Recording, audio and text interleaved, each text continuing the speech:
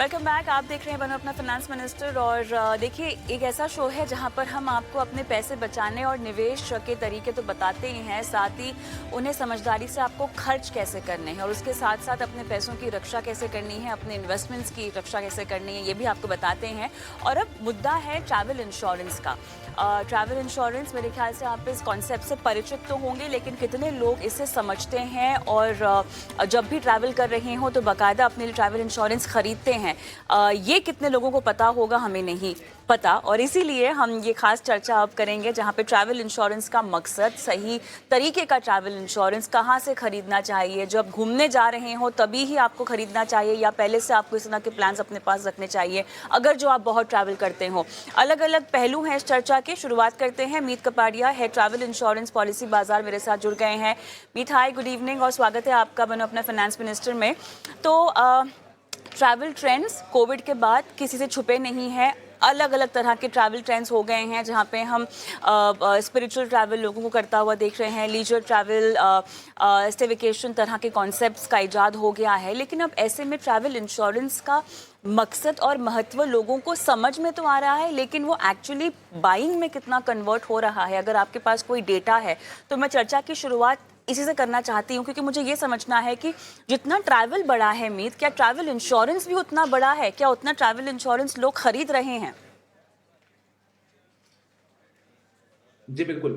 Covid के बाद जो ट्रैवल इंश्योरेंस की जो वैल्यू है उसमें जरूर इजाफा दिख रहा है, क्योंकि जो अवेयरनेस है कि अगर हम कभी इंटरनेशनल ट्रैवल कर रहे हैं और अगर वहां पे कोई मेडिकल इमरजेंसी हो जाए, उसकी वजह से अगर हॉस्पिटल में एडमिट करना पड़ सकता है, तो उन केसेस को ध्यान में रखते हुए काफी लोग ट्रैवल पॉलिसीज अब ऑलरेडी लेना शुरू कर दिया है और काफी लोग इस तरफ बढ़ रहे हैं। हम पिछले ईयर के हिसाब से अगर हम देखें तो अब तक पूरी इंडस्ट्री ने 12-13% से ही जंप कर लिया है ग्रोथ, जो कि ट्रैवल इंश्योरेंस के साथ बढ़ता ही जा रहा है। और ज्यादा से ज्यादा लोग इसको ऑप्ट भी कर रहे हैं क्योंकि उसकी अवेयरनेस भी बढ़ती जा रही है दिन ब दिन। और जो एक ग्लोबलाइजेशन का जमाना है उसकी वजह से ये भी समझ में आ रहा है कि जब हम फॉरेन में ट्रैवल करते हैं तो वहां पे किस हिसाब का खर्चा हो सकता है अगर कोई मेडिकल इमरजेंसी हो जाए। तो इन चीजों को ध्यान में रखते हुए काफी इंक्रीज दिख रहा है हमें कि लोगों का ध्यान जो है वो सिर्फ अपने ट्रैवल पे कोई लेजर को लेके नहीं, मगर उनकी हेल्थ कवर, उनका जो बैगेज लॉस वगैरह का जो कवर है उसको भी लेके चले। तो ये काफी तो मीत, मैं इसी दिस पॉइंट ईयर पे आना चाहती वो हूँ। बढ़ा है। मीत, मैं इसी पॉइंट पे आना चाहती हूँ क्योंकि ट्रैवल इंश्योरेंस लोगों के दिमाग में अलग अलग तरीके से इसको लेकर समझ है। मेडिकल का इंपॉर्टेंस आपने एक हाईलाइट किया है, लेकिन एक बहुत बड़ा दायरा है ट्रैवल इंश्योरेंस का जो कि ये इंश्योरेंस कवर करता है, और medical coverage is just a part of it. तो मुझे ये बताइए, अगर आपके पास एक कॉम्प्रिहेंसिव ट्रैवल इंश्योरेंस प्लान है तो उसमें क्या क्या चीज़ें हैं जो कवर हो सकती है, अगर आप डोमेस्टिकली ट्रैवल कर रहे हो, अगर आप देश में ट्रैवल कर रहे हो, या जब आप विदेश जा रहे हो तो? जी, बिल्कुल। तो एक कॉम्प्रिहेंसिव ट्रैवल इंश्योरेंस या फिर एक कंप्लीट ट्रैवल पॉलिसी तीन चीजों को मेनली कवर करती है। पहला होता है आपका मेडिकल कवर, जैसे कि मैंने बताया। दूसरा होता है आपका ट्रिप सिक्योर, जहां पे अगर आपकी ट्रिप किसी वजह से कैंसिल हो जाती है या तो फिर आपकी ट्रिप में कोई कर्टेलमेंट आ जाता है कि आपको जल्दी रिटर्न करना पड़ सकता है, या तो फिर जहां पे आप ट्रैवल कर रहे हो वहां पे कोई नेचुरल डिजास्टर हो गया या तो कोई लॉकडाउन लग गया, उन चीजों को कवर करता है।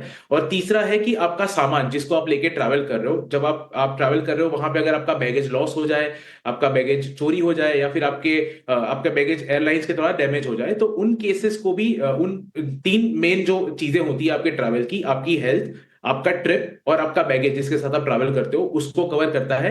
इसके अलावा आजकल जो जिस हिसाब से कॉम्प्रिहेंसिव ट्रैवल इंश्योरेंस आने लग गए हैं वो काफी सारी अलग अलग तरह की चीजें कवर करते हैं, जैसे कि मिस्ड कनेक्शन हो गया। जब आप फॉरेन में ट्रैवल कर रहे होते हैं तो आपकी कनेक्टिंग फ्लाइट्स होती है, अगर पहली फ्लाइट की तरह से आपकी दूसरी फ्लाइट मिस हो जाए तो मिस्ड कनेक्शंस की तरह के भी कवर इसमें अवेलेबल होते हैं। कुछ ट्रैवल इंश्योरेंस आपके एडवेंचर स्पोर्ट्स की जो एक्टिविटीज होती है, जब आप थाईलैंड या फिर दुबई ट्रैवल कर रहे हैं और अगर आप वहां पे स्काई डाइविंग या फिर किसी एडवेंचर स्पोर्ट में पार्टिसिपेट करने वाले हैं, तो उनको भी कवर करने के लिए एक स्पेशल प्रोविजन होता है आपके ट्रैवल इंश्योरेंस में कि उनको करते हुए अगर कोई इंजरी हो जाए तो वो भी कवर आपके ट्रैवल इंश्योरेंस में हो जाता है। इसके अलावा छोटे मोटे कवर होते हैं, जैसे बेल बॉन्ड्स कवर टाइप हो गया, जिसमें अगर कोई किसी किसी भी तरह का अगर कोई लीगल एक्शन या फिर किसी के लिए आपको कोई लॉयर करना पड़ जाता है आपके फॉरेन में, तो उस तरह के भी छोटे मोटे कवर इंक्लूडिव है। तो अपार्ट फ्रॉम कि आपका मेडिकल, बैगेज और ट्रिप तीनों कवर के अलावा भी ऐसे कई सारे कवर्स हैं जो आपके ट्रैवल इंश्योरेंस में होते हैं, जो कि आपकी ट्रिप को सिक्योर करते हैं जब आप फॉरेन लैंड पे होते हैं तब। मीत, एक बहुत ही बेसिक सा सवाल मैं पूछने वाली हूँ और हो सकता है ये सवाल आपको बहुत ही कॉमन लगे, लेकिन ये सवाल जब मैं भी अपना कोई ट्रैवल प्लान कर रही होती हूँ ना, तो मेरे भी दिमाग में आता है। अक्सर आप क्या करते हो, किसी पोर्टल पे या जहाँ से भी आप टिकट्स बुक करा रहे हो, वहीं पर एक प्रॉम्प्ट आ जाता है जहाँ पर वो आपको पूछते हैं कि आपको कोई ट्रैवल इंश्योरेंस चाहिए इस ट्रिप के लिए, और आप या तो लेते हो या तो आप नहीं लेते हो। मैं अधिकतर समय ले लेती हूँ, लेकिन उसमें बहुत लिमिटेड चीज़ें कवर होती हैं। क्या हमें ऐसे अपने लिए ट्रैवल इंश्योरेंस की कवरेज करनी चाहिए, या आपके मुताबिक हमारे पास एक कॉम्प्रिहेंसिव प्लान होना चाहिए, स्पेशली फॉर दोज पीपल जिनका ट्रैवल करना बहुत ज़्यादा होता है? जो लोग ज्यादा ट्रैवल करते हैं, जो लोग एक साल में एक टाइम से ज्यादा ट्रैवल करते हैं, उनके लिए स्पेशली ट्रैवल प्लान्स होते हैं जिसको हम एनुअल मल्टी ट्रिप या फिर एनुअल प्लान्स बोलते हैं, जिसमें आप एक प्लान के अंदर मल्टीपल ट्रिप्स कर सकते हैं स्टार्टिंग फ्रॉम इंडिया। तो इसमें ये जो ट्रैवल इंश्योरेंस पॉलिसीज होती है, ये अक्सर उन लोगों के लिए काम की होती है जो या तो मल्टीपल टाइम्स ट्रैवल करते हैं अपने बिजनेस को लेके, या तो फिर जिनका ज्यादा आना जाना होता रहता है due to that family structure, या फिर उनको बाहर जाना पड़ रहा है। तो वो एक annual multi trip travel policy होती है जो जिसके लिए जो हमारे ट्रैवलर्स जो है वो ऑप्ट कर सकते हैं। इसमें फायदा ये होता है कि आपको बार बार वही पॉलिसी लेने की जरूरत नहीं पड़ती। आपने एक बार वो पॉलिसी ले ली, वो एक साल तक वैलिड रहेगी। उसमें आप चूज कर सकते हैं कि आपकी ट्रिप जो है वो कितने दिनों की रहेगी, 30 दिन की, 45 डेज की, 60 डेज की। और मल्टीपल ट्रिप्स आप कर सकते हैं एक ही ट्रैवल इंश्योरेंस के अंदर, जो कि फ्रीक्वेंट फ्लायर्स या फिर फ्रीक्वेंट ट्रैवलर्स के लिए सही रहता है। अगर आप किसी पोर्टल से अपनी टिकट बुक करा रहे हैं, तो वहां पे सबसे पहले आपको ये ध्यान देना चाहिए कि आपको कितना सम इंश्योर्ड मिल रहा है, क्योंकि सम इंश्योर्ड ही डिफाइन करता है कि जब आप फॉरेन में होंगे तो आपको वहां पे कितना कवर मिलेगा। अगर मैं एक 50,000 रुपए की पॉलिसी, $50,000 की पॉलिसी अगर मैं किसी पोर्टल से खरीद रहा हूं जो कि ग्रुप कवर में है या फिर उसमें कवरेजेस मिनिमम नहीं है, तो हो सकता है जब मैं यूरोप में या फिर अमेरिका जैसे कंट्रीज में हूं जहां पे मेरा मेडिकल का एक्सपेंस थोड़ा ज्यादा आ सकता है, हो सकता है कि आपकी पॉलिसी का जो सम इंश्योर्ड है वो कम पड़ जाए। इसी चीज को कवर करते हुए हमें ये जरूर ध्यान में रखना चाहिए बाय करने से पहले कि क्या मेरे को सम इंश्योर्ड ऑफर हो रहा है, और उसमें क्या जो बेसिक 3 चीजें मैंने पहले बताई कि जैसे मेरा मेडिकल, ट्रिप और बैगेज कवर है या नहीं। अगर इनमें से कोई भी एक नहीं है, तो हमें हमें जरूर इस पे जाना चाहिए कि कौन सी तरह की पॉलिसी हम ले पाए।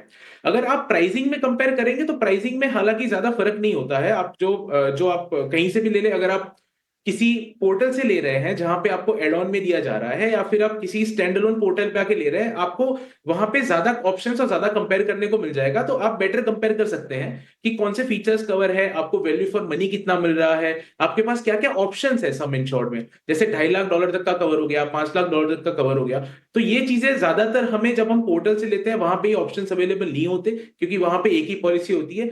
ये जो स्टैंड अलोन ट्रैवल इंश्योरेंस जो बेचते हैं, जो ट्रैवल इंश्योरेंस बेच रहे हैं, उनके पास ये पॉलिसी ज्यादा वैरायटी में आपके पास अवेलेबल हो जाती है। जी, मीत, एक आखिरी सवाल आपसे पूछना चाहूँगी क्योंकि मेरा समय इस चर्चा के लिए समाप्त हो गया है।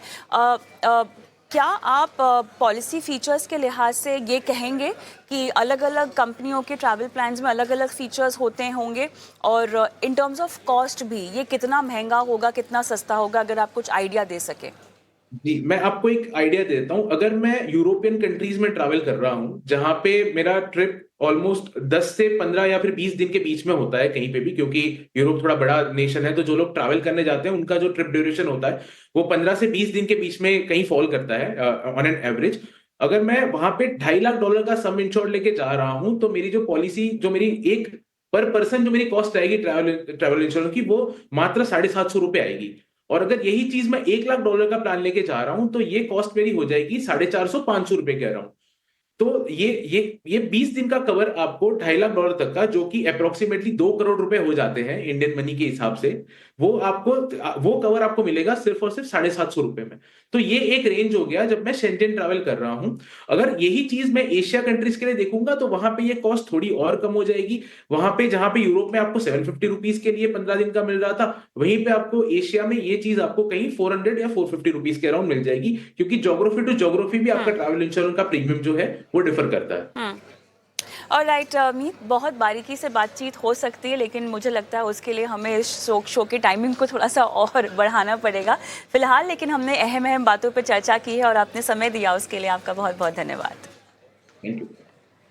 ऑलराइट, चलिए हम एक छोटा सा ब्रेक लेते हैं। ब्रेक के उस पर आपको बताएंगे कि क्या अब भी फिक्स डिपॉजिट, जी हाँ, फिक्स डिपॉजिट में अगर आप भी अपने पैसे लगाने में विश्वास रखते हैं तो क्या अब भी मौका है? हमने एक रेट कट देखा है और रेट कट ट्रांसलेट जब होगा तो डिपॉजिट की दरें भी घटेंगी, लेकिन क्या आपके पास अभी एक आखिरी मौका है फिक्स डिपॉजिट में पैसे लॉक इन करने का इन रेट्स पे? विस्तार से बातचीत होगी इस पे के बाद।